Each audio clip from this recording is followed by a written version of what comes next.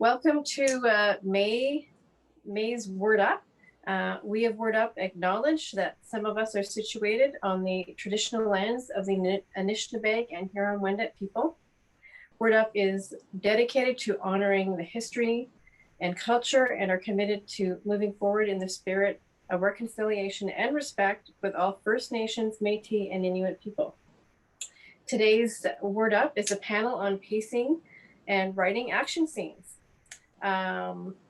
Pacing affects the mood of your story and the speed your ideas and themes are delivered to your audience. We're going to learn how these writers determine the pace of their work, and how they decide to distribute the information needed to move their stories forward.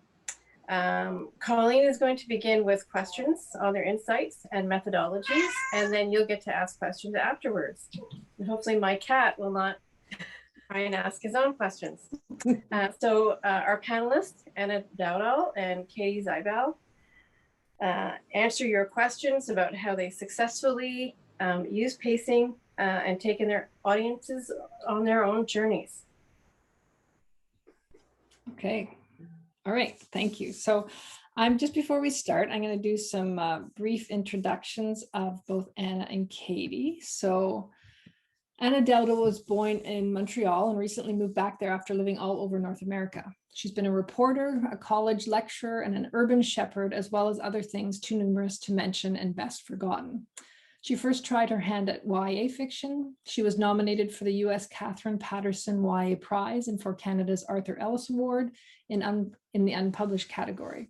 After being told by an agent that her words were too big for YA, she switched to adult fiction. Her forthcoming novel, April on Paris Street, is a bittersweet literary mystery tinged with Black humor. Her well-received previous books include After the Winter and The Au Pair. Her favorite novelist is Anthony Trollope, so everything she says about action scenes should be taken with a grain of salt.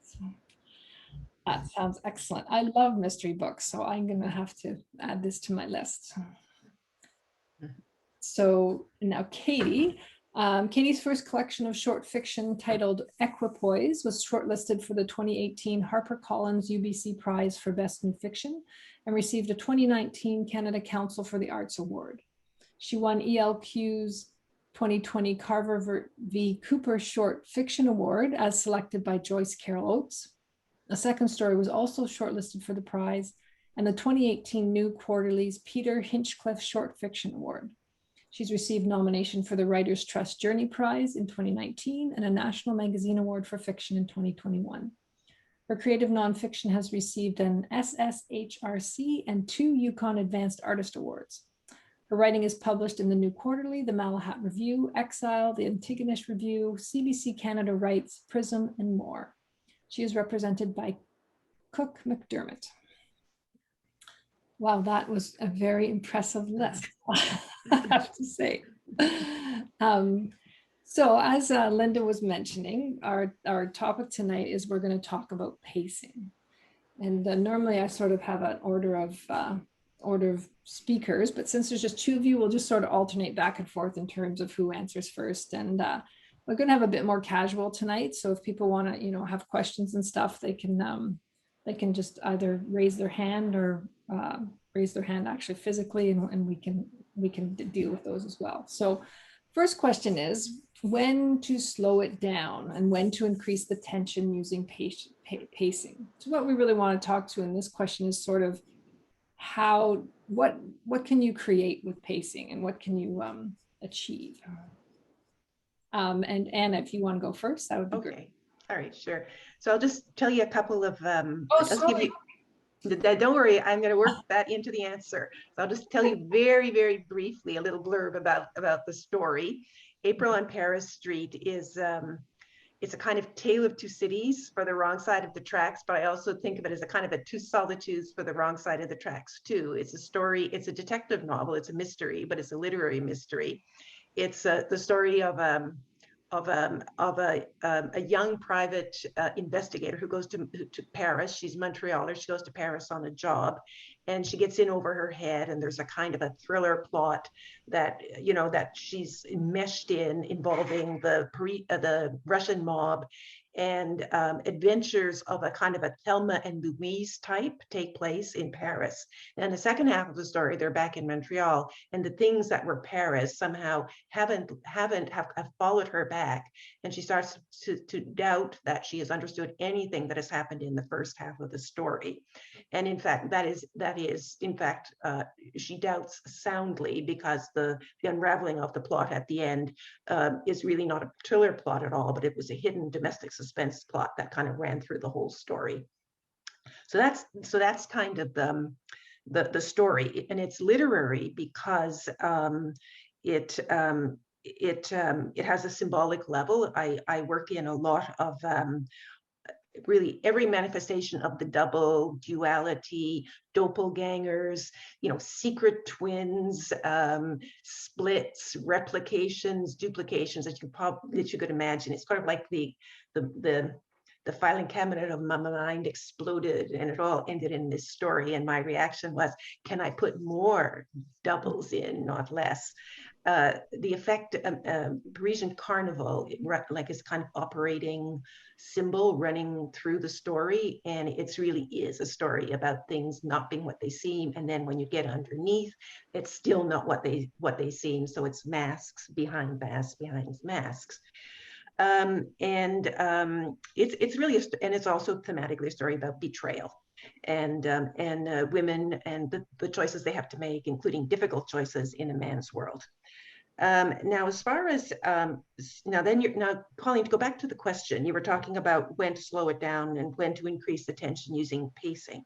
So it's not a standard thriller. And in fact, I'm using the conventions of the thriller genre with a kind of irony. I mean, with pleasure, because they're just inherently entertaining, but to make a kind of a more general statement.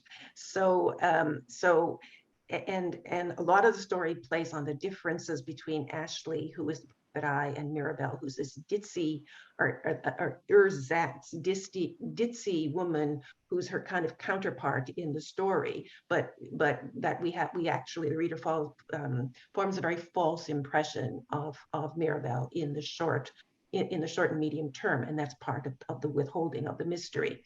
But anyway, so the dynamic between these two characters involves a lot of conflict and also working a lot of humor. I don't move this story into melodrama.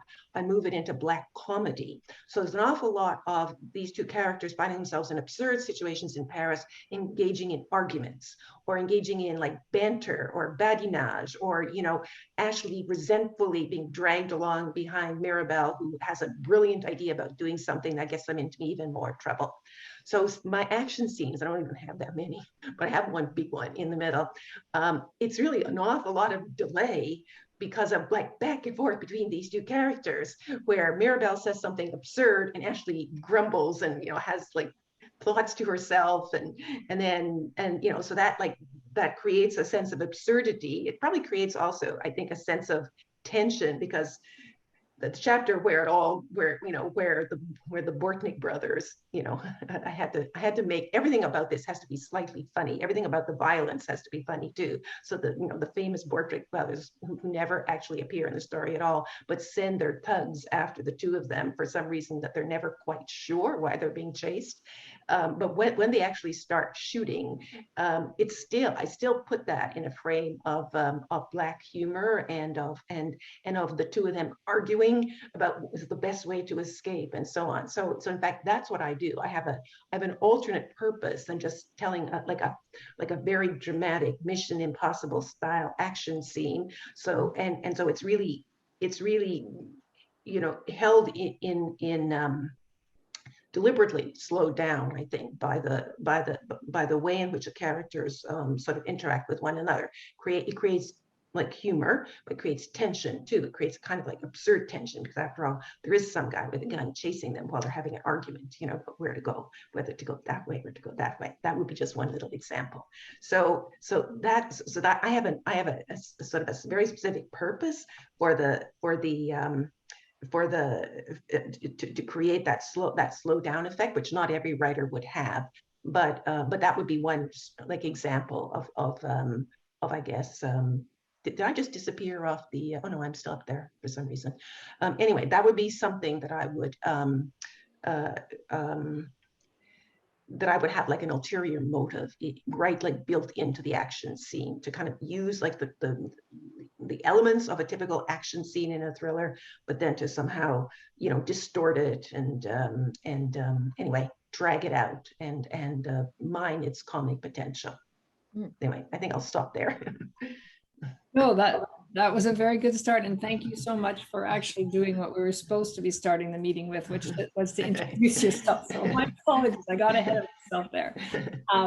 But Katie, if you wanted to introduce yourself first, and then you can maybe go in and answer the question. Sure. Although, first of all, Anna, your book sounds really very interesting. I love the idea of like really piling and layering on all those doubles. That sounds fascinating. What a great idea to go for more instead of less. I like that you did that. I'm not sure why I did it, but anyway. Great. Yeah, so my name is Katie Zadibble, and my first book is coming out this summer in August, and it's called Equipoise, and it's 10 short stories. And in each of the stories, there are two sort of major elements or areas of a female protagonist's life that are pulling her in opposite directions. So perhaps it's her role as a mother versus her role as a daughter, or her need for change and her need for familiarity. And sometimes it's also characterized by two geographical locations. Actually, I think in almost all of the stories, she's also trying to decide between two different geographical places, where to make her home or where to return to or where to sort of leap off into. So they're all stories of female protagonists caught in the very center of two opposing and equal forces. So tension and pacing for me in my stories, which are very much about emotional journeys usually, or spiritual journeys, or usually they start out with like an unresolved emotional issue that a person has, and then they set out on this journey to try to come to some kind of clarity or transformation. Whether they know they're doing that or not, they've been propelled forward to try and sort of sort out this issue or untangle this knot, and then they go through a lot of obstacles trying to get there, and they either do or they fail. So for me, pacing has to do a lot with making sure that there's satisfactory momentum for the reader, because I, as a writer, have a tendency to really dwell in the internal, and I can write about what someone is thinking for a really long time.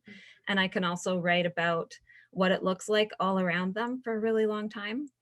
I love to write about place, and I love to write about thinking and how we philosophize the world around us. So I really have to pay attention to pacing, and I didn't realize that I was making myself do that until I was asked to speak on this panel. And then I started writing all these notes, and I was like, oh, that's what I've been working on for like the last 3 or 4 years. So it was really great to have to articulate to myself that this process I've been on the last little while, which I've been thinking of as being more considerate to my reader and writing so that someone on the other end has a reading experience that offers them a continuous connection with me and with my characters. So from the very beginning, I set up a problem that has some energy to it. And then from there, I intensify that energy so that hopefully when someone's reading, they feel this urge to continue reading. And I think that in really super practical terms, that comes down to how close together I space the obstacles and little failures and little victories along the way, and how well I intensify those episodes. So I have to consciously think about presenting a problem and then making it harder really quickly after, because my tendency, and maybe some of you might relate to this if you also are like a very descriptive writer who can write for pages and pages without having something happen. You sort of have to like learn to set an alarm in your head as you're writing to be like, nope, that's enough. I've given the reader enough. They can anchor into this scene. They feel situated. They know what's going on. They've begun a connection, and now they need to experience tension. So I have to situate that next episode close to the introduction of the problem, and I have to make it even harder than I presented it to be at the beginning. So it sounds kind of calculated when I say it that way, but really, I don't think of myself as like a formulaic writer. I've always kind of thought, probably to my own detriment, that I shouldn't follow formulas, but I actually think it's really useful to study like traditional plot arcing, and I've been doing that more in recent years too.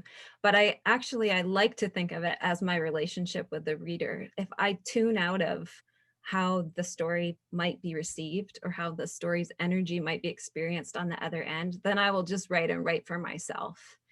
But if I remember that hopefully at some point someone is going to be sitting down and taking time to read, which I think is not always an easy thing to do. So I want to make that experience have some charge for the person, and have not just the experience of getting to the end and hopefully seeing something different about the world, which would be like the ultimate great thing if I could do with my writing, but also to have this like feeling as they read it that that the writer took care to make it a really gratifying experience for them.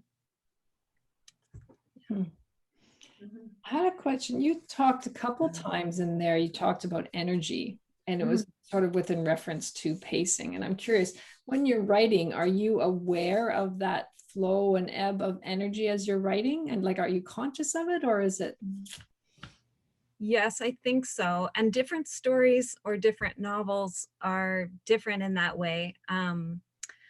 The opening story of the collection is very meditative, very slow. And there's one scene where everything stops and the two main characters really just have this moment of like being purely in the present. And it sustains for 2 or 3 paragraphs, I think, but they just kind of notice every small detail, and like a very small exchange happens between them. But I really wanted to stretch out that like 20 seconds.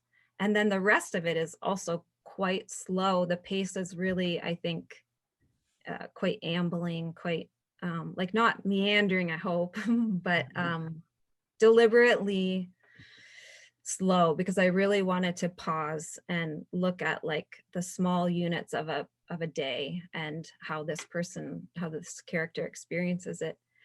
But then other stories that I write, as I'm writing them, I feel this like intense energy or this intense urgency to write the story. And then I know, or I think I know, that that story requires that kind of intensity and that kind of sped up energy. So I try to sort of respect the way that the story is coming in and not change it too much. You know, the way that the first story I was speaking of came in was like, really, I felt like it just needed to flow out quite slowly. And so I didn't want to alter that even in revision. I was like, no, I want to go back to that moment I had where it felt really important to slow down and zoom in on this one little unit of time. Whereas in other stories, if it comes kind of rapidly, I'm like, then I think it needs to be told rapidly. And just as importantly, I think it needs to be consumed rapidly. So I need to work on the pacing in that way so that hopefully the reader can share that, that sense of it. Hmm. I like to respond to that, Katie, because that's very interesting you say there, because that energy is like, I've made a few references on the notes that I'm now not going to ignore about energy too, because it haunts me a little bit, you know? Yeah. And I realize what I do is actually quite different, but for the same reason. And that is that in writing hybrid fiction, you mingle popular form with something that's more serious, that's more, you know, important, supposedly.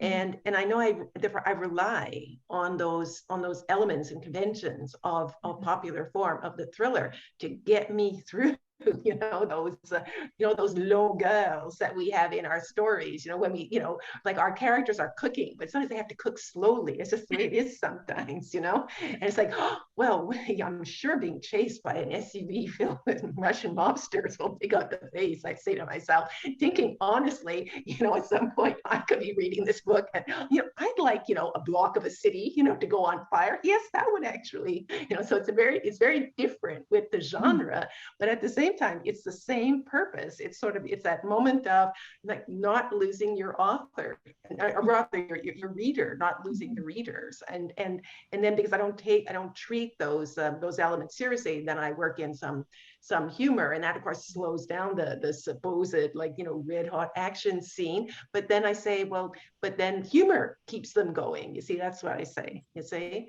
so I mix things up with the reader, but it has this very same. I mean, it's based on the very same anxiety of keeping your reader engaged. Mhm. Yeah. Mhm. Yeah. It's interesting. That's Yeah. interesting how you're both weaving different elements into your pacing, right? Pacing is kind of the underlying thing, but you're playing with different things in that pacing, which does lead us nicely into our next question. And Katie, you can respond to this. Is that how are emotions reflected by pacing?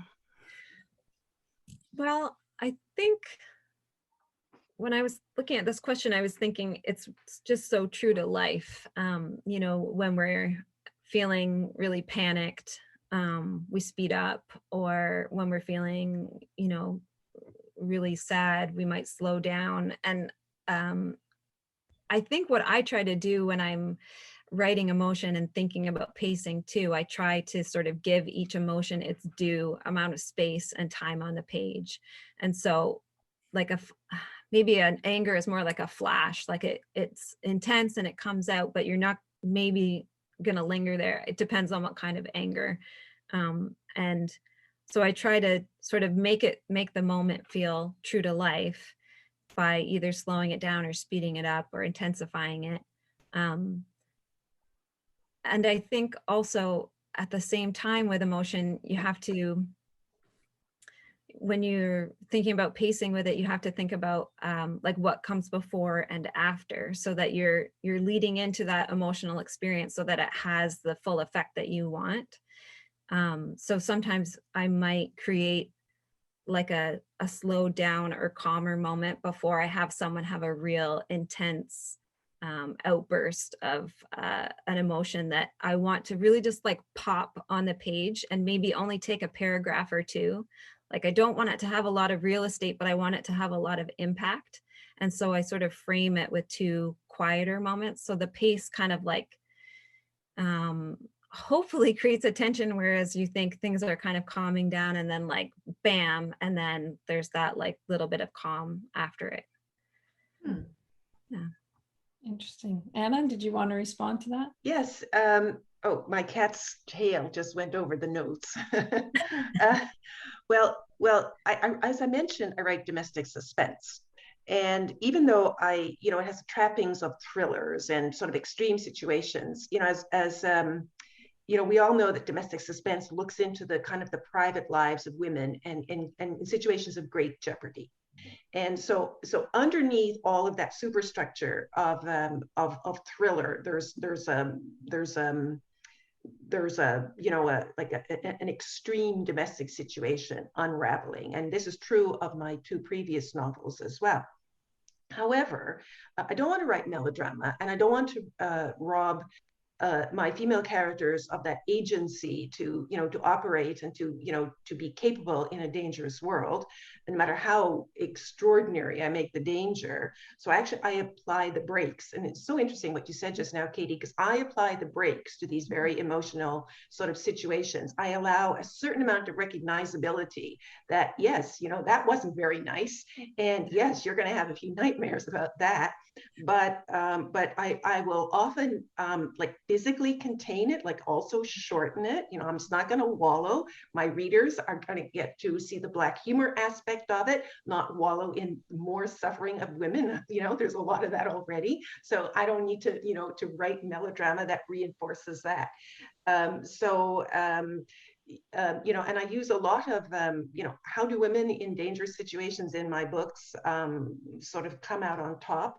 Well, I mentioned, I think earlier, I talked about, like I write a kind of Thelma, well, this particular book's a kind of a Thelma and Louise story, but, Thelma and Louise, nothing, things did not end well for poor Thelma and Louise, but I wanted my endings to end well, egregiously well, for my important female characters fighting the odds.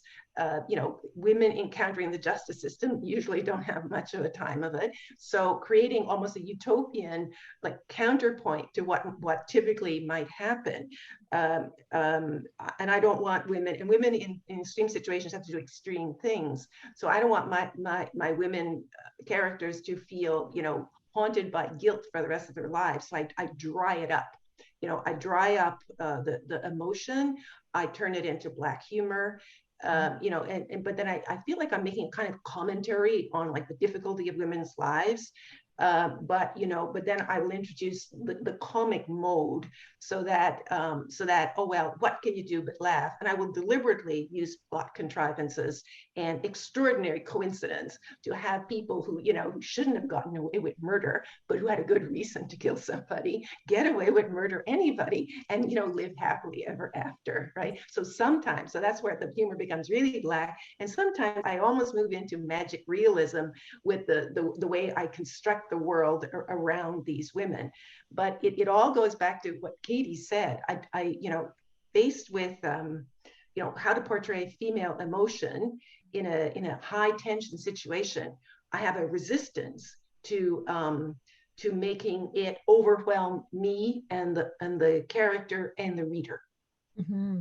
So it's almost like people, when they were talking about my third book, because I didn't have this amount of humor in my first and second, they were going, "Oh, and it's so funny," and the editor said that, and then all my advanced readers filled with humor, and I'm going, "What?"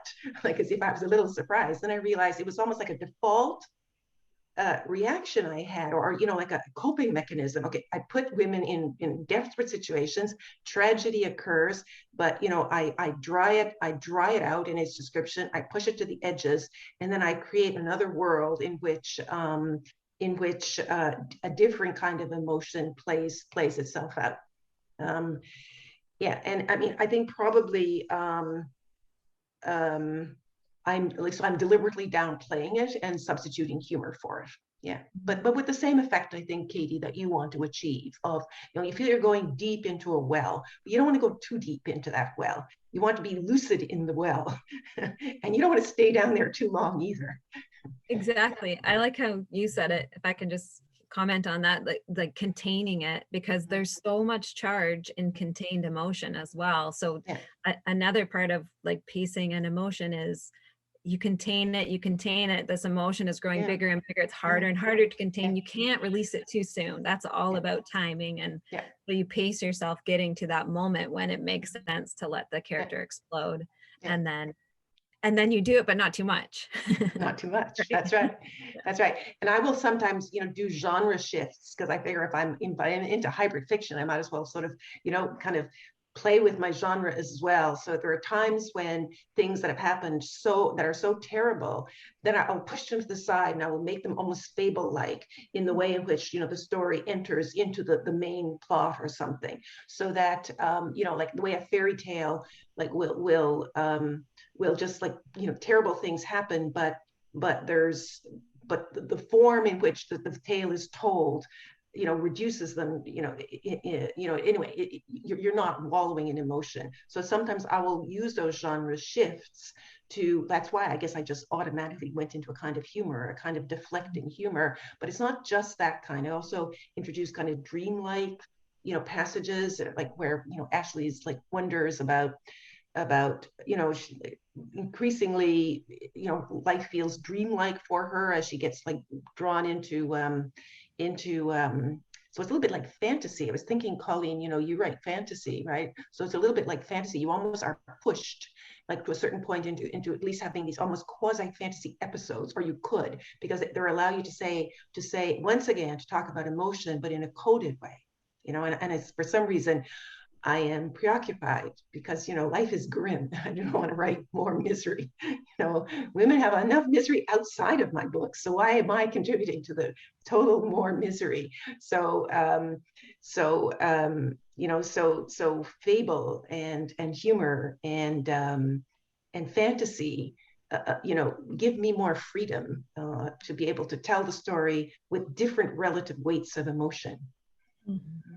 That's interesting when you bring in the fantasy. I actually write science fiction, but very similar in terms of bringing in all the different elements and all the different genres to essentially manage the emotions and get the kind of emotional response that you want to throughout the book, right?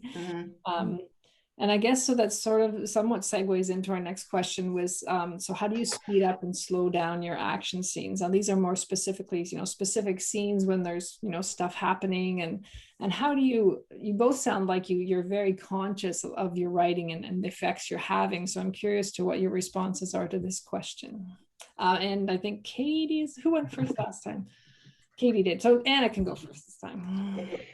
If I could, at the risk of repeating myself, I could actually read like a couple of paragraphs to show how at the beginning of like the big action scene, the kind of byplay between the two characters slows it down, but creates a tension. Would it be useful for me to read that? Okay. Absolutely. Okay. So, so where is that now? So I have speeded up in the sense that this is the beginning of a new chapter and I've jumped forward. So in that sense, I've created speed, right? Because I've skipped over, boring things in between, right? But now I'm going to slow it down again, even though we know by the title, the name of the title, that this is going to be a scary chapter. But no, because they have to have an argument not an argument, but this constant chronic chit chat of anyway, but I'll just get into it and I'll just read like 2 or 3 paragraphs. And it's about dialogue, which there is a question about later. So this is a conversation now between the 2 women. It's middle of the night. They're walking along the Seine. They're trying to find a barge where they believe that there will be contraband goods on it, but they aren't the only people interested. So actually, they're going into danger. I promise you, Ashley, I've thought it through. If we find something tonight, we take pictures and send them to ourselves, so we'll have times and dates. Then I finalize the investment side of things with Mireille. Mireille is another character, a kind of a shady character that Mirabelle has gotten involved with. No, Ashley, no. Mirabelle gently wagged her finger. This is safe also, because she knows if I don't get my share, I will have no problem going to the police, and then she'll be a wanted woman instead of making a bundle, which is what she wants. And that's the end of my involvement until I collect my return. Now they're walking along the Seine, in the middle of the night, having this conversation, or rather this Mirabelle monologue. All the risk is Mireille's after that. Mirabelle had the grace to hesitate after these outrageous words.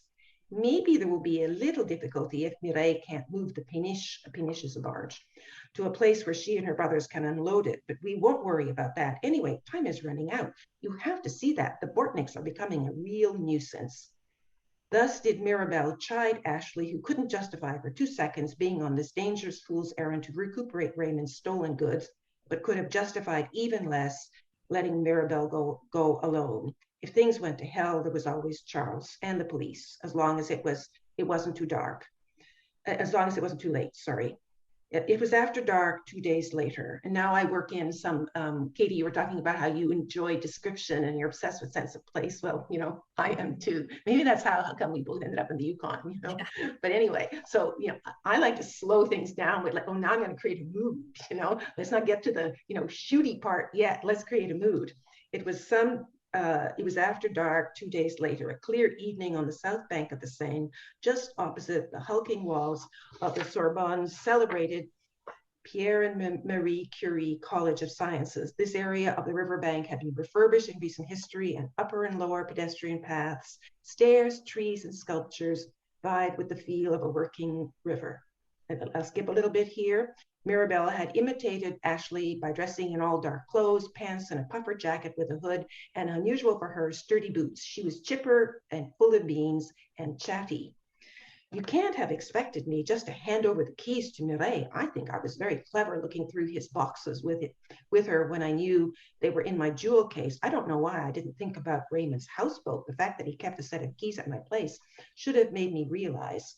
Also, Isabel, that's her sister, was always a brainier one, but I am calmer under fire. Do you think, Ashley, we're like those black operatives?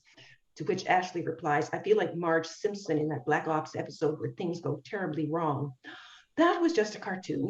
Charles really loves me, I do believe, but he doesn't understand me at all.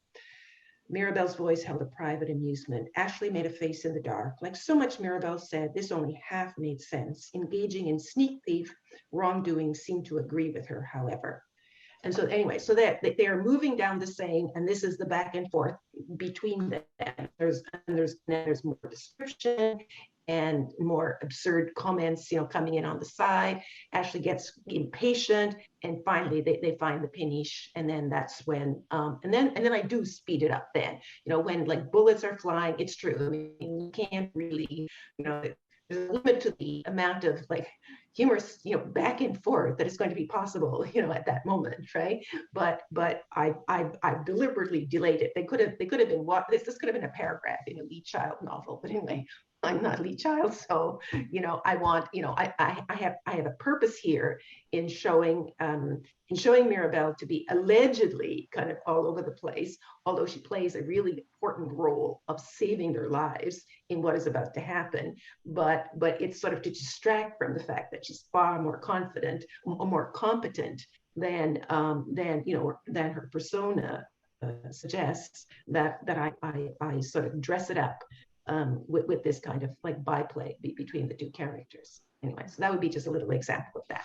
So that's the best I could, rather than give a prosy answer, although I prefer just to show you what I did there. Yeah, no, fascinating. I like that, the back and forth, and it's sort of the slow progression, like you're talking along the riverbank. Very nice. Yeah. Katie.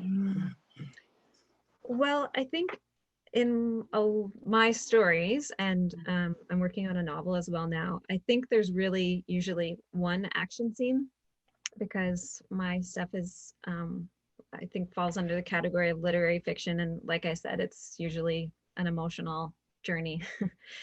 But there usually is one scene that's the climax where a lot of things happen, kind of all hell breaks loose. And it does tend to be my version of an action scene where just a series of things go really badly wrong, and it forces the moment of epiphany. Not always, but what I've noticed I do in those scenes and those action scenes is I cut out anything that is like connective tissue, like she crossed the room or he looked at her, and it's just dialogue, maybe no tags, no description, just like the way you experience a moment of high action, like an emergency situation where you hear the sounds and your senses are really alert. So it's more like really poppy sensory details, bang, bang, bang, bang. And then like the crucial thing that is said, or the maybe one or two crucial thoughts. Like for example, I have a story where the action scene would be when a woman finds out that her husband has been cheating on her with the neighboring bee farmer, or bee raiser, and he's stung really badly by a swarm of bees, and the protagonist hears the bang of a screen door, hears someone cry out, runs out and sees the scene, but has this sort of like almost kind of animalistic response to it, where she just hears the bees so intensely and believes that she is picking up on their pheromones the way they sometimes pick up on our pheromones. And she sort of enters this swarm of bees, and she's in there when the next thing she hears is the emergency crew arriving. But I never have her see them. She just hears them. She hears the rattle of a gurney cart, or an emergency gurney stretcher. And she hears the ambulance doors slam shut, and then she hears the farmers talking to her. But you don't see the farmers. There's no dialogue tags. There's no, I looked over here and I saw the ambulance arrive, or I did this. It's just like sense after sense after sense after sense. And that's not very long. It's like maybe 2 paragraphs long. So it's a really quick, condensed action scene where she kind of figures out what's been going on all along, and also her husband's in peril. So that's how I would speed up an action scene, is take out anything you don't need and just put in the absolutely essential information, and try to make that information come across in a way that's like very exciting, or not exciting, but has that intensity that it would in real life. Mhm. If I wanted to slow down an action scene, I think I would just start building in, I'm not sure why I would want to slow down an action scene, just because I don't use them very often. So I think when I use them, I really distill them down just to the action, and then I have to use them as a contrast to the rest of my writing. But like Anna was saying, I think if you wanted to like have an action scene have more nuance and sort of unfold in a slower way, then you would build in all that connective tissue that I've taken out, and you would let the character look around and notice things, and probably not a lot, but also like develop the dialogue more. But for me, I really like playing with that contrast between the rest of my writing, which is so much. I'm pretty comfortable slowing down and being really in the moment of a scene, and like letting the character really take it all in and kind of absorb the details. So I think I didn't really know this until I started talking about it, but I think for me, like the fun and the action scene is that I can just let all of that go and just be like, what's happening? Just write what's happening. What are they experiencing? Just, they're not processing here. It's not anymore about the processing that I like to do and highlight through the rest of the story. It's really just about what's going on around them in that moment. Yeah. So very experiential, right? They're just whatever's coming at them. And it's interesting too, how it affects a very different style of writing. You know, like you're saying, they're not processing. There's no time to process. So it's really just all about all the different senses, right, are coming at you at the same time. So yeah, and actually that's interesting. I do that too, because at the moment where finally they're being chased and somebody's following them, and you know, shots have been fired, then thoughts and, you know, and emotions and irritation and explanations are, you know, in the past. And if you want to bring it into the character, what you do is you bring it in via physical sensations, you know, like you running like up a slope and like almost not able to breathe. You make the whole thing, you describe it tersely, but you also make it very physical. This is not going to be, there will be no rumination and you know, and no nothing extraneous to just that, like that almost like unpleasant sense of pressure, you know. So you get it by like with dialogue that's clash. And in the cases where and I'm not the only writer who does that. I've seen like a lot of mystery writers do that, you know, at moments of great kind of tension where there's danger, you know, instead of like describing the feelings or thoughts of the character, you're actually just in physical sensation mode, you know, and everything's happening fast and everything is physical. But that's a little different from your case. In your case, it's like everything is dialogue from the way you're describing it. Yeah, or experiential, sensory. Yeah, Like and I think maybe that it comes down to that because there's only so much thinking through a problem that you It's can true. do, right? It's So true. like the I know. character has gone through this story and Yes. they're trying to like intellectualize their way out of it or feel their way out of it. Exactly. It's not until they come up against this Yes, force that's that right. kind of That's breaks right. everything open that they That's right. have to react, and their That's right. action is the truthful moment. They're like, Yeah. okay, all right, Yeah. you've pushed me to the wall. This is what I'm gonna Yeah. do. Yeah. Yeah. Well, I have a question for both of you that's kind of not off topic, but do you enjoy writing action scenes? Are they one of the more harder scenes for you to write, or are they easy, can they come easily to you? I'm just curious. Do you want to take that first, Katie? Sure. I think I do quite a lot because I probably live a lot the way I write, which is I'm trying to sort of describe my way through an experience, and am in my head quite a lot and trying to think my way and feel my way through. And yet I'm also a very physical person, that I'm a very athletic person, and I am really very situated in my body in that way. Like I really I have that part too. So I think that's kind of what's happening when I get to that climactic moment in a story, is that I feel this sense that it's time to stop thinking and time to act. And for my characters, it makes more sense, I think.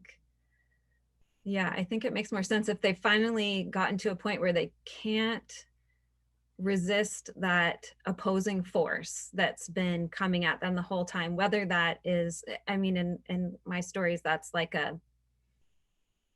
it's like a truth that they've been avoiding, that they've been trying to not see for a long time. They need something. They've been sort of progressing toward it by overcoming these obstacles, but they still can't quite see it. And then it finally like there in their face through some form or another, through another character or from an event. And then, yeah, they just have to stop being like so in their heads and um, so much thinking about it, and just respond in almost in a physical way and be like, okay, here's what I want to do. And it's a really lovely release for me as well. Like I hope that it is for the character that I'm writing, because that's what they need to break through. But I feel that in myself too. And as I'm like to really tie this into pacing, as I'm leading up to that moment, I get excited about writing it, finally getting to that point where they're just going to finally break through and they're going to be forced to really. So it's nice to have that feeling of like, okay, it's leading there. And then I think that part of, maybe it's more part of tension than pacing, but I think that the amount of buildup that you have created has to be equaled or surpassed by the amount of release that happens, right? So if there's going to be a major catastrophe that prompts a change for a protagonist, then it has to be fairly steep build up leading to it.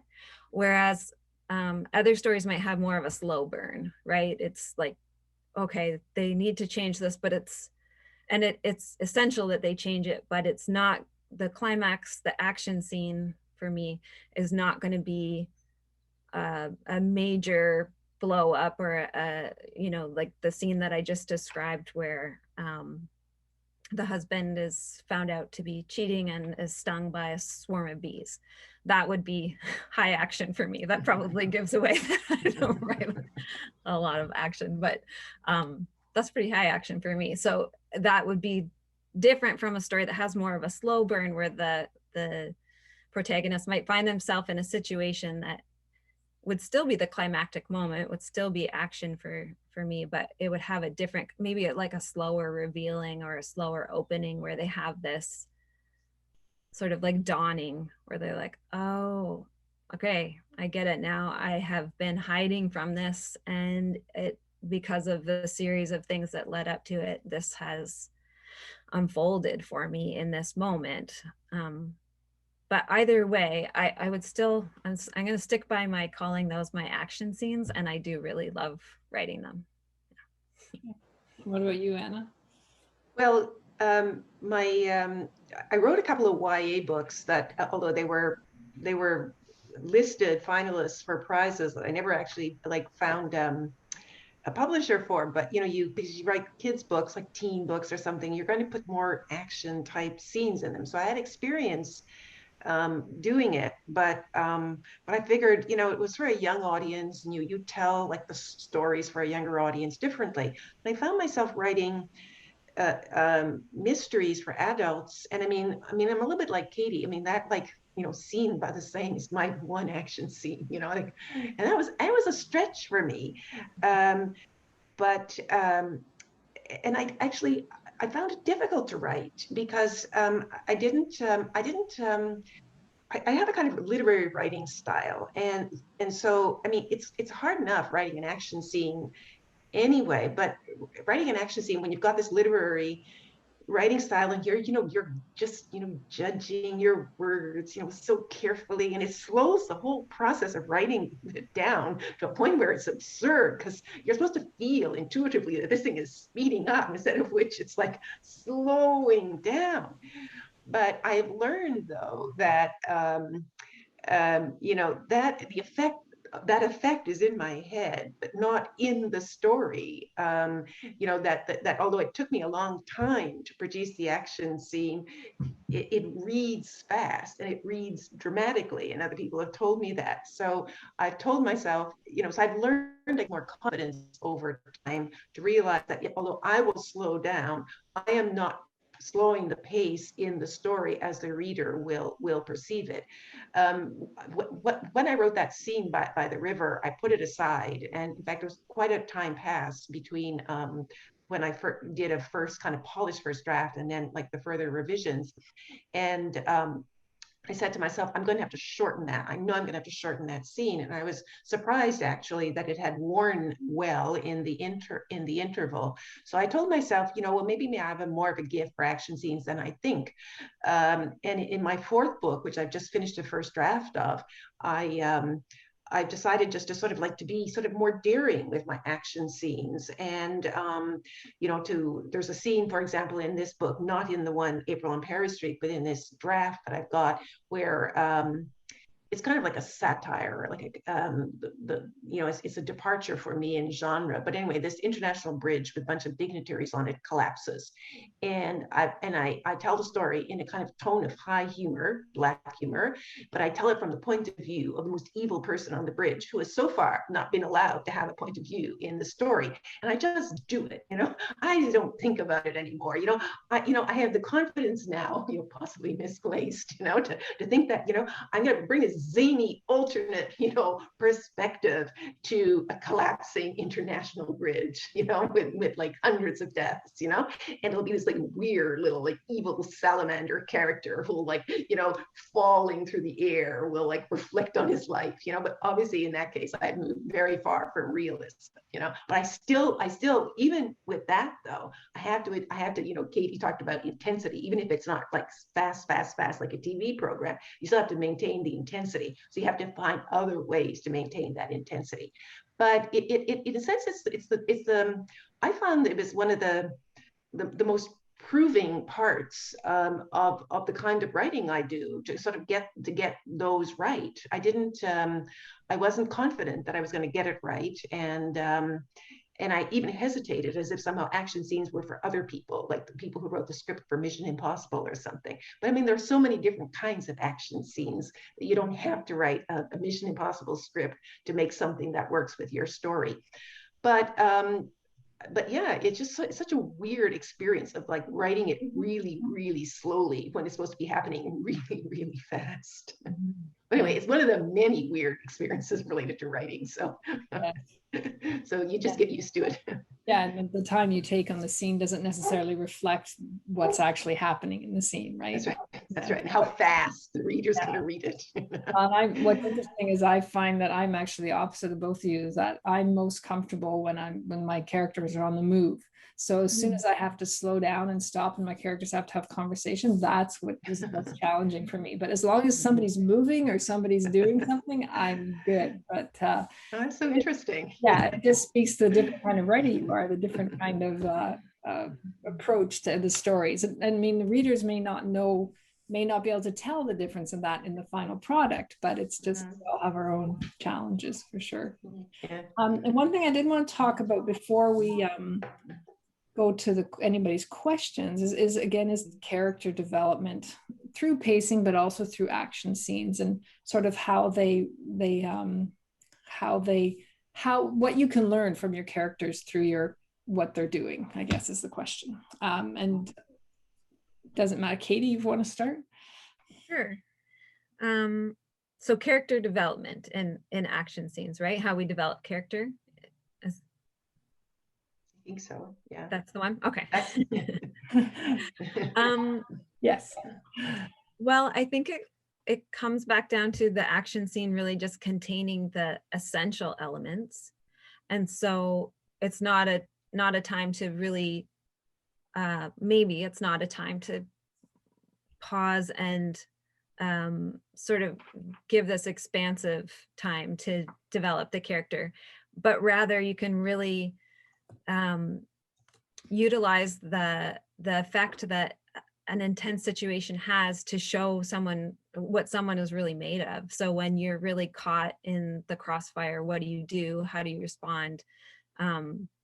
So I like it for that. And I think it's really neat that you said, Colleen, that you're more comfortable writing those kinds of scenes, because I think it's a weakness in me, really, that it's easier for me. Like a lot of the first things I wrote were like two people sitting down and drinking coffee and talking.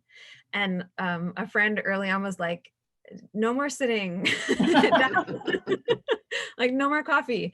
And every scene she told me, and I think about this all the time, like every time I sit down to write a scene, really, she said, make them cross something. They're crossing something. They're crossing a room, or they're crossing a country, or they're getting from one side to another side, as well as they're getting from one side to the other side of a situation, right? So that has really helped me a lot in making my characters do more while they are progressing toward their ultimate moment of clarity or the epiphany that they need to get.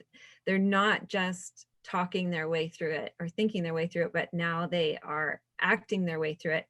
A lot of those scenes for me are not big action scenes, but they might be, swimming across a lake with someone, or they might be going out to a bar, or driving to college for the first time, that kind of thing. So there is movement. I make myself, if I'm thinking, okay, I need to have a scene where these two characters have it out on this particular memory that they have, where they have conflicting versions of the same memory. Previously, I would have been, well, they're sitting down drinking coffee together and they'll talk about it. And now I say, no, they're playing soccer together and they're like having it out on the sidelines when they get a second, or when one of them is crossing past the other one on the field. And when you have characters moving like that, I think you get to see not only how they speak about something or how they think about something, but you get to see that, like, how they physically embody where they're at in a moment. Their frustration comes out, or you can describe that moment of revelation and how they inhabit that. So I think there is a lot of room to play with character development when they're acting, and whether it's like high action scene or like a lower slower action scene. Mm-hmm. Anna? Well, in my case, because I write mysteries, so what I have to do with the main bad character, who in my case is often the good character, who's just been, her back against the wall, but also all the characters around, because there has to be a lot of uncertainty until the end. I have to create uncertainty with characters by misdirection and I have to have, little clues in there, but I have to have a bunch of red herrings. So you're allowed to know characters in the course of this, 350-page novel, but not to the point where I'm going to give away, the denouement. So that kind of presents a technical challenge for me in, and all mystery writers in storytelling and in character evolution. But I think it really just comes down to clues and red herrings. So you have, like, for example, Mirabelle St. Cyr, who's sort of evolves in our consciousness throughout the story as a kind of, first of all, as a kind of trophy wife, and then she just seems like a mere victim, and then she emerges into a kind of femme fatale, and then she finally emerges as something else in the end, and that's sort of, something much more complex and much more ambiguous, and that's sort of the denouement. Now, I cannot convey that. I can convey the superficial story, but I can't convey what's really underneath before too soon. So what I do is I think all mystery writers do that. For example, in an action scene where Ashley, who's supposed to be the one who's got the martial arts training, doesn't perform particularly well with the Bortnik thugs, but Mirabelle, this is more a little bit of humor too. Mirabelle, who was in her Swiss finishing school, was a champion in badminton, somehow transposed that skill into picking up the boat hook and smashing it down on the guy, who ends up falling off the barge and drowning under the ice. But so I put right there in front of the reader, look, she's pretty damn dangerous, Mirabelle St. Cyr. Look what she's capable of doing. But because she did it in her ditzy Mirabelle way, and then we move on quickly to the next scene, and where a mystery writer, wants to give you a clue right away, they throw a red herring across the path. So then I've confused it with something else. So you can see if you look back on it. And a friend of mine was telling me, and she said, when she read the manuscript, she said, I just didn't see it coming. And I said, but it was there all along, and sort of the person she emerged as being, I had to cloak it, I had to veil it. So that's the particular challenge. But what I do in these scenes of duress and stress, I make Mirabelle like silly in non-essential things, but like unusually competent in these situations where you wouldn't expect competence, and that prefigures the end. But you see, it's different from a kind of steady,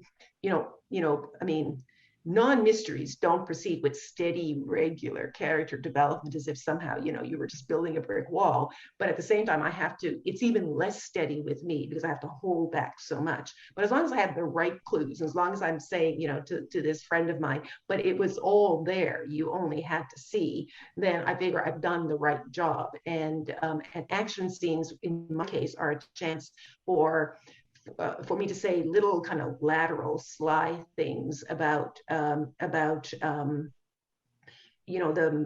relative power, I guess, of different characters on their strengths and weaknesses, so that people will behave just a little out of character, but not enough to give the game away. So it's kind of a technical answer, but like when you're a mystery writer, you're dealing with a very technical genre. I like your your reference to the relative power in the scene. So, because often if you get into an action scene, that's when you can really start to see the different, imbalances of power. And what I also like when you're doing an action scene is that, so I have two characters in my series, and one of them has a military background, so she's always about action. But then I have another one who's more sort of cerebral, and for them, maybe sometimes the lack of action says a lot about a character around as well. So if they're freezing in an action scene, or if they're doing something that's very unexpected, I mean, again, that's just another way to reveal character, right? It's another tool in your toolkit to tell your readers about your characters. So. Yeah, I think so. Yeah, that's right. Because your different scenes have different effects, and therefore you have to use whatever the scene offers you to just slightly unsettle the reader. Right. Yeah. Yeah, absolutely. Yeah. Yeah. So we're almost at 10 after 8. I wanted to open up the floor. We have some other questions we could go to, but if there's anybody on the call who wants to ask a question, just unmute your mic and go ahead.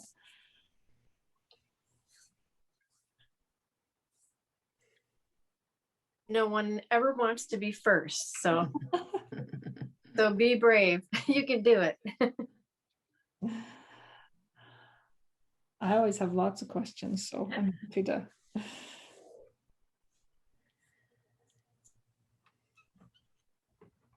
Why don't we move on? There was one question that somebody, I think it was Anna maybe, or Katie had talked about dialogue earlier in terms of how to accelerate dialogue, but it's not so much about accelerating dialogue, but more about finding that balance, right, between dialogue and the tension and keeping the story moving. So can either of you sort of talk about that? Maybe Anna, you can start this time. Yeah, so I think I've talked a lot about how I kind of use dialogue as sort of, so I won't repeat that, but as I was thinking about this, which makes you think about what you do for the first time, some of those difficult scenes when you're in a fairly complex plot, and mysteries are very, my books are very plot driven, where you have to somehow wrap up things and summarize.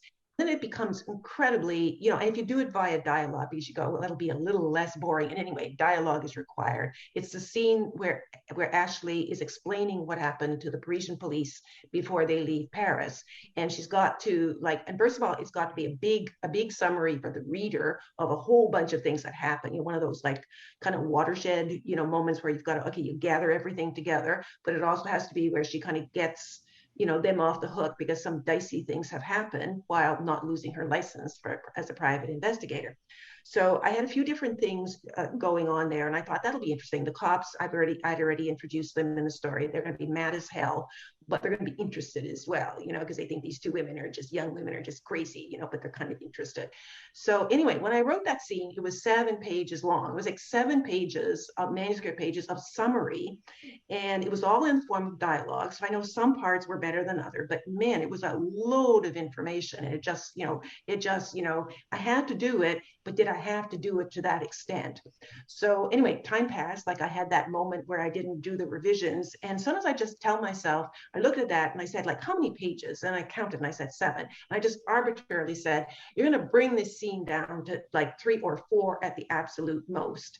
And that was actually very helpful for me, because then what I did was I did a variety of different things. I tightened up the language.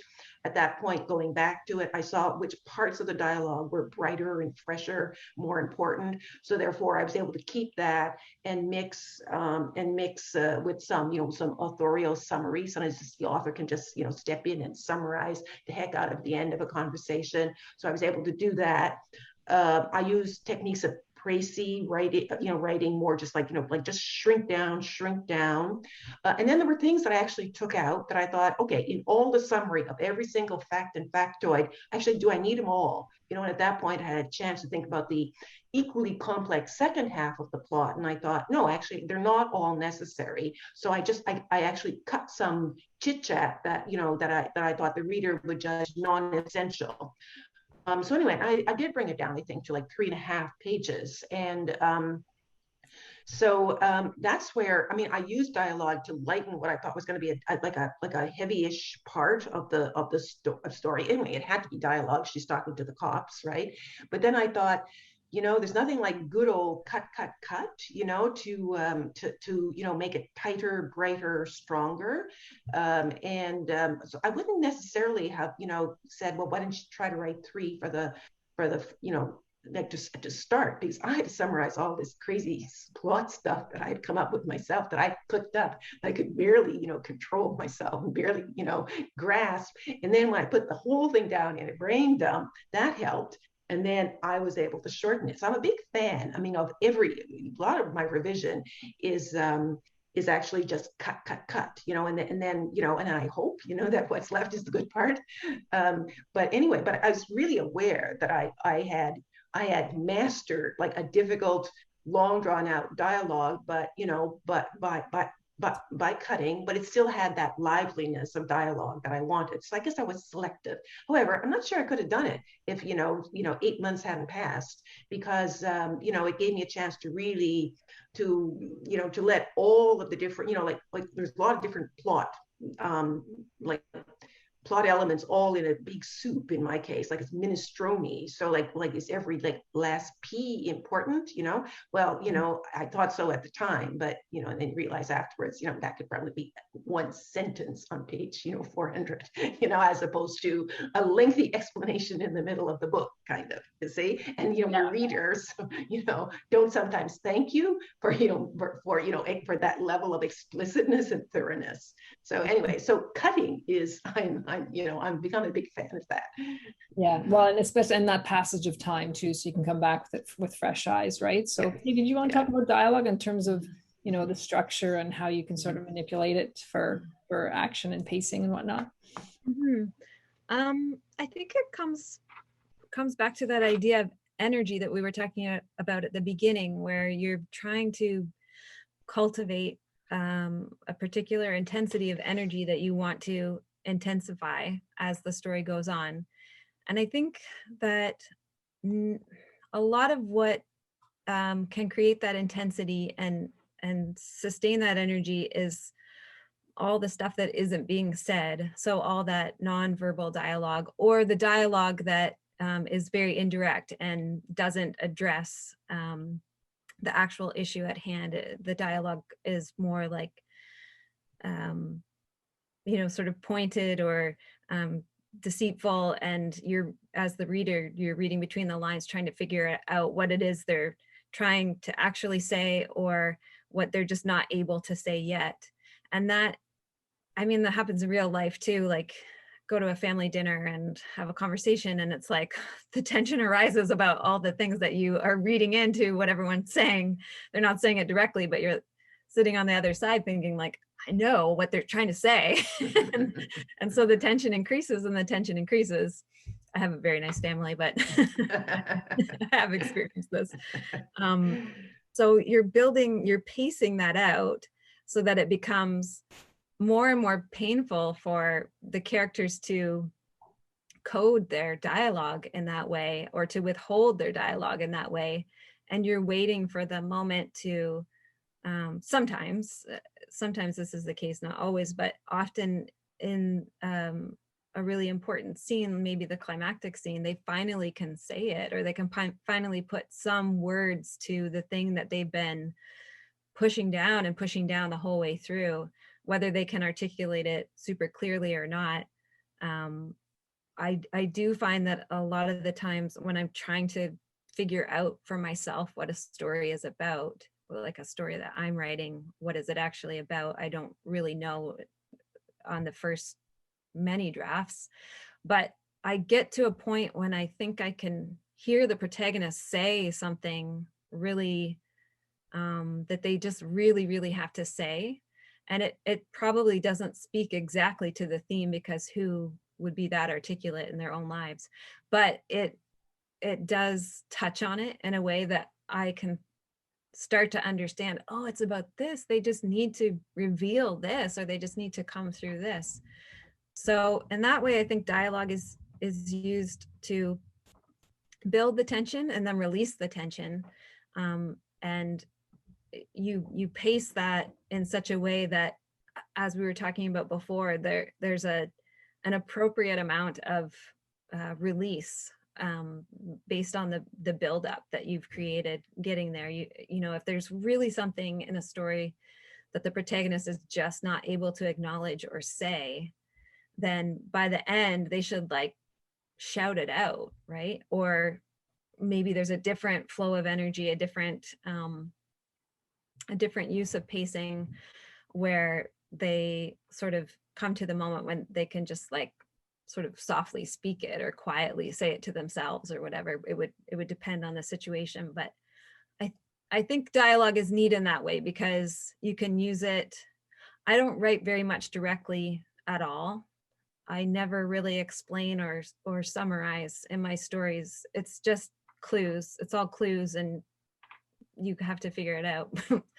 But I think there is a difference between like that intentionally sort of difficult to decipher dialogue that we sometimes use when we're trying to avoid something, or trying to avoid our own acknowledgement of something, and then that kind of dialogue that comes out when you are able to get a glimpse of the truth of the matter. So that's how I would use dialogue. Yeah, interesting. Mhm. Well, we don't have very much time left because we do need to get to the open mic, but we're going to do this last question really quickly. But who are your favorite action or suspense writers, past or present, that you would recommend reading to develop your writing? Just give us maybe two each, if you could, if you have them. So I read The Three Musketeers for the first time last year. So I'll volunteer Dumas' The Three Musketeers. It's good, like 800 words long, pages long, and but it's an action story. But it is, on one level, by modern standards, it would be considered prosy as heck. But the 5,000 Goodreads readers who loved it, like, have their own views. Yeah. I'm a fan of like reading. Reading like in books from other times, because I find that the times think inconsistently about things, then sometimes sort of it becomes kind of reductive. So I like the idea of an action story where which drags on and on, with Dumas' prosy style. And then another one would be and then I think if someone was sort of really trying to study, they should look at how to kind of make an action scene, because it's very lucid what she does. I suggest Agatha Christie's early, really, really early books, the ones that where there's like 4 evil people trying to take over the world, and some like upstanding young British man is hit over the head and wakes up in a cellar, and the type of story. Now, they can be, she evolved from that. So I wouldn't recommend any of those, but she came back to one of those like world domination plot thrillers in the 1950s when she wrote They Came to Baghdad. And that's a delightful story, seen through the point of view of a 23-year-old Cockney girl, entirely filtered through the point of view of this young girl who has 2 defining traits. One is she is excellent at impersonating people, and she's a terrible, terrible compulsive liar, but she's very engaging in spite of that. So the entire story of They Came to Baghdad, the entire world domination story, is told through her point of view, and she plays a very important role in it. And in fact, it's those traits of hers that actually are really important in sort of the denouement of the story, so that then the impersonation and the fibbing becomes strengths. So instead of it being this big, airy fairy kind of world domination story, it's told from this point of view of this sort of basically Victoria is the frame of the story. And even though no one has ever said that Agatha Christie's characters are deep, but they're very alive, they're very filled with energy. So Victoria's energy and defining consciousness is what makes this story actually delightful. So sometimes you just don't tell the story. Sometimes you really think about who's the character, in a story. That why would you bring in this 23-year-old Cockney who was who had just a bad habit of like impersonating her boss, who happened to overhear her, and that's why she was out of work, and that's why she ended up in Baghdad. Like, why would you do that? Well, you do it because you write a delightful story as a result. So if you read off the beaten track books like that, you'll get surprising insights that are not your typical one about writing scripts that rival like everything we see on TV and films, which over dominates, I think, our thinking about action scenes. So I'd say read old and read books that don't have nothing but action in them, but that to be good books, but have action scenes in them. And then think about what the author did with the entire book in relation to the action scene, which interacts with all of the other parts. Because then I think, sometimes your action scenes are good because of what's around them and what they really mean, and how that scene interrelates with all the other ones. So, but anyway, those are my 2 suggestions. Yeah, I do like your idea of reading sort of outside the norm, because there is sort of this, especially through film, right? There's this sort of expectation of what's going to happen and how it's going to happen. And so, yeah, you need to sort of break out of that and really think things in different ways if you want your readers not to just, get bored by the time you're at your act 2. That's right. So Katie. Well, I don't read a lot of action or mystery, but I am starting to read longer books with my children now, and I really like a lot of young adult stuff. Um, so right now we're reading Harry Potter, and she's fantastic at action. And like you were saying, Anna, the stuff outside the action, like something I was pointing out to my son the other day is that, although I wasn't pointing it out in like a writerly way, but I was just saying, oh, they're such good friends, the three main characters. And I like how J.K. Rowling takes the time to develop the friendship between the three main protagonists, because then you really care about them. And then when they're faced with the high drama in those action scenes, you want them to get through it together. So I think that she's obviously pretty good at that. She did all right for herself. But I just wanted to mention another book that I'm actually reading right now, which is not really an action book, but I think borrows a lot of elements from mystery, which is Celeste Ng's first novel, Everything I Meant to Tell You, I think it's called. It's a mystery which opens with the death of the daughter in a family. And it has a really neat structure, and that everyone else in the family narrates third person. It's like a close third person, so it drifts around the other family members who are all trying to figure out what happened to the daughter. And it doesn't switch from one perspective to another in any clean or really formulaic way. It could be like a paragraph starts out in the father's perspective and ends in the mother's, and that's really hard to do. I'm kind of trying to figure out how she did it, because I wouldn't be very good at that, I don't think. But she's able to just go into one character's head and give you just enough information that you pick up on a clue about the death, and you think, oh, okay, now I'm starting to figure it out. And then it leaves and it goes into another character's head, and you're like, oh, okay, all right, we'll follow this person. And then you're like, oh no, okay, that changes what I just thought. It's literary fiction, but the mystery is so compelling. The mystery is not who did it or even what exactly happened to her. It's more, what are all these secrets this family has that they're so determined to hide from each other? Because as you drift from one head to the other in the family, you realize that nobody knows anyone else's secrets. So that was such a neat way to create a really fast pace, because you just keep hopping heads. She pulls it off successfully, and you anticipate that you're going to get it's like you're trying to figure out the overall pattern of this tapestry, and she's just like revealing one little piece from over here, and then one piece from over here, and one piece from over here. And as you go, you're like, oh, I think these shapes all fit together to make this pattern, and we're gonna eventually reveal the whole thing. And again, it's not about like who did it, it's just about what is underneath this family, like what's underground here. There's a whole rat's nest of unspoken things. So yeah, so I think she's does a very good job of that. That's interesting that she's using point of view to create tension, which is brilliant. Like what again, it just talks about craft and about using different techniques and how you can, achieve many different things with different techniques. And that's quite fascinating.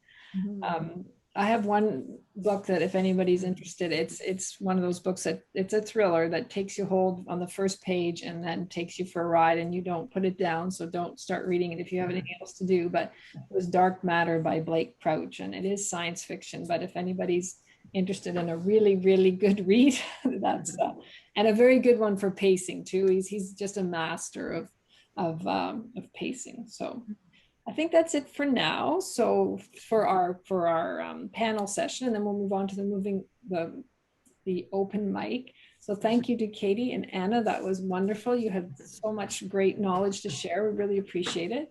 So I will hand it over. Oh, we have a question. I just wanted to ask Katie again what the name of the book you were just describing and the author. I think it's called Everything I Meant to Tell You. It might be Everything I've Been Meaning to Tell You, but I'm pretty sure it's Everything I Meant to Tell You by Celeste Ng, which is NG, her last name. Great. Highly recommend it. Yeah, it sounds amazing. Yeah. Okay, Linda, do you want- Are we good? Does anyone else have any other questions? I'm going to say that's a no. Well, at least we got one. Yes, we did. We got one. Yes. So now we're going to open the floor up to open mic. So if anyone has anything to read, any of their own work, now is a fantastic time to join in. I have a feeling Frank's got a song for us. You're muted though.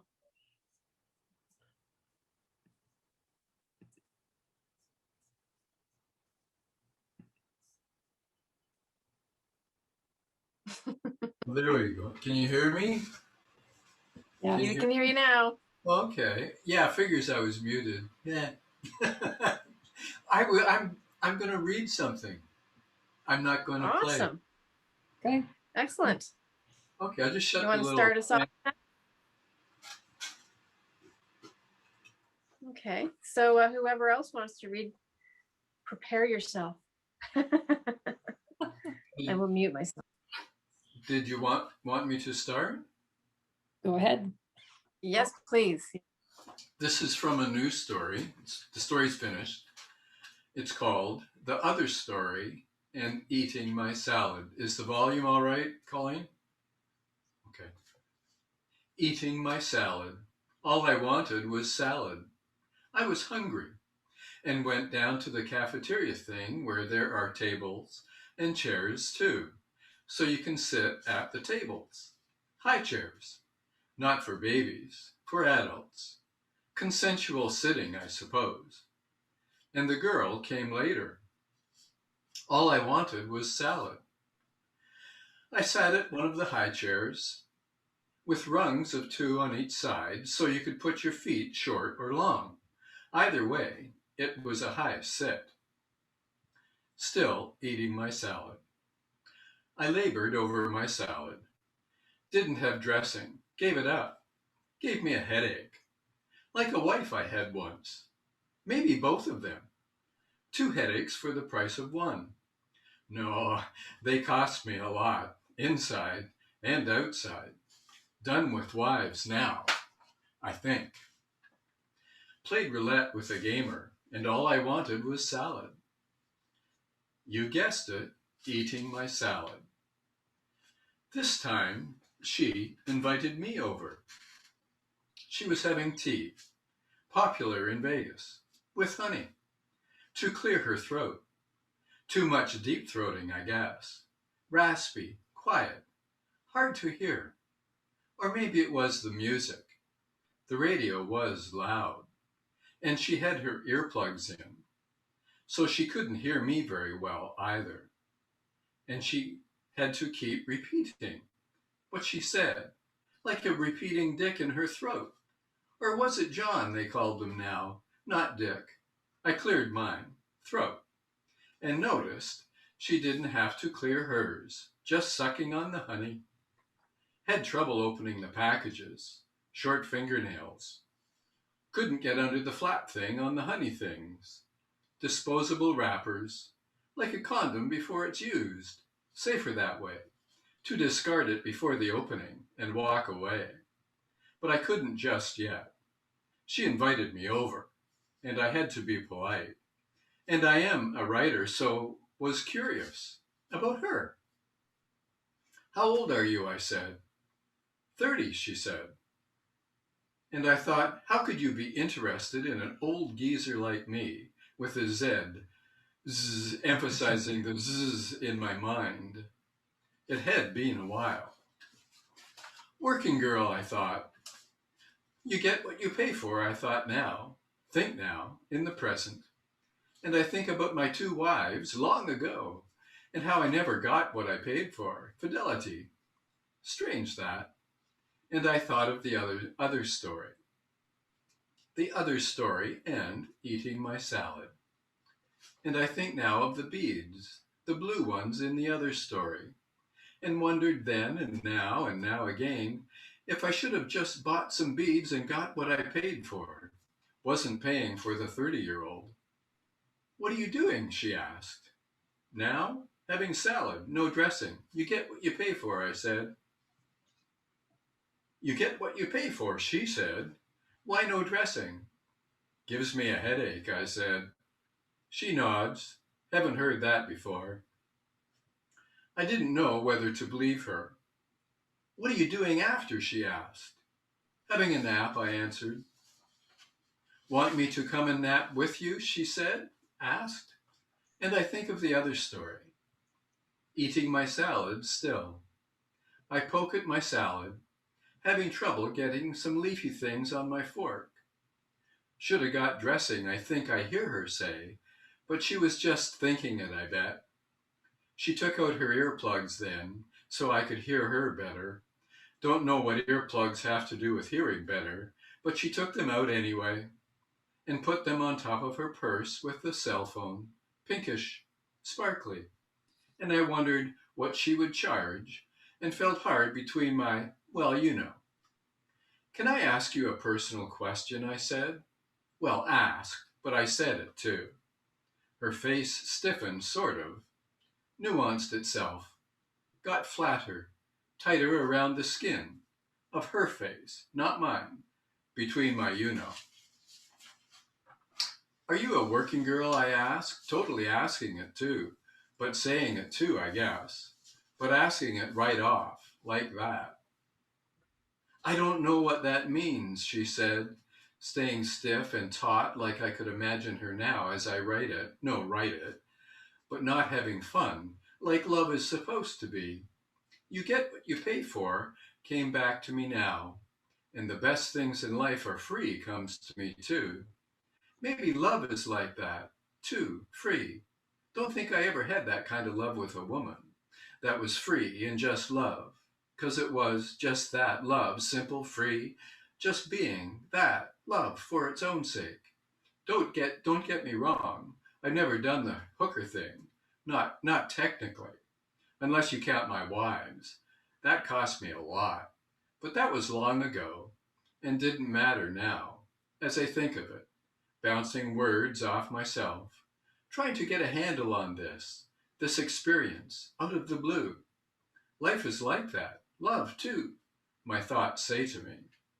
Life and love can come out of the blue, and when it is best, it is unexpected, but grows out of the moment. Love, and true love.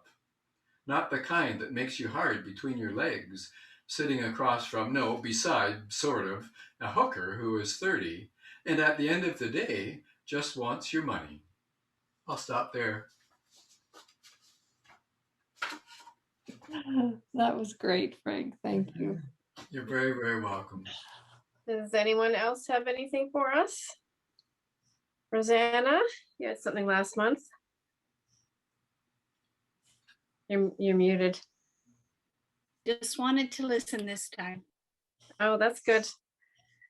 That's fine. Anybody else? No, well, that's okay too. I have it's not really anything, but Oh, nice. Congrats. yay. So then, emphasis on the edit. Not ready to read any more of that. I think I read some beginning chapters months ago. But maybe next month I'll read something from that. Well, congratulations. Oh, thank you. Yeah, I know. Sure. It feels good. It's like 101,000 words or something. Oh, excellent. They finally deleted all the little chapters that I decided I'm not using or rewrote. So maybe we'll do a little sign off then. But before we do, encourage you and your friends to sign up for our newsletter to receive next month's Zoom links. The next Word Up is June 10th. It's a panel on LGBTQ in writing. So we humans categorize each other as a way to describe and assign differences, including race, ethnicity, social class, disability, gender, and sexual orientation. So with regard to LGBTQ, we'll discuss these categories respectfully in terms of who our writers are and how to create well-developed characters and avoid perpetuating stereotypes. So we hope you join us for an enlightening panel and come with some questions. We're going to have Kate Hartfield and David Kingston Yeh. Kate Hartfield writes science fiction and fantasy, including the Aurora winning novel Armed in Her Fashion and the Nebula shortlisted novella Alice Payne Arrives. She's the author of 11 books. Also the author of 11 books, award winner Hubert Nigel Thomas, who's a recipient of the Martin Luther King Jr. Achievement Award in 2020. And David Kingston Yeh is author of A Boy at the Edge of the World and Tales from the Bottom of My Soul. And he's been listed among writers to watch by CBC Books. He's all three of these people look like they've got really interesting books and lots to offer us next month. So to sign up for the newsletter, word.barrie.com. And we'd like to thank the City of Barrie for support. And of course, our amazing authors tonight on the panel, and Colleen and you Word Uppers. Thanks for coming out.